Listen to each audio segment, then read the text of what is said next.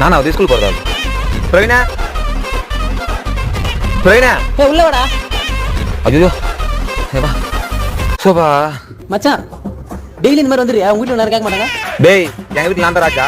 என்ன இருக்கேப்பா? அப்படியாண்டா பையன் இங்க வந்துடுற. அது அப்படிதான். சரி படம் வை. படமா? சினிமா படம் வைடா. எதை சொன்னாலும் தப்பா நினைக்கிறது. அவன் இங்க இருந்தா செத்தா.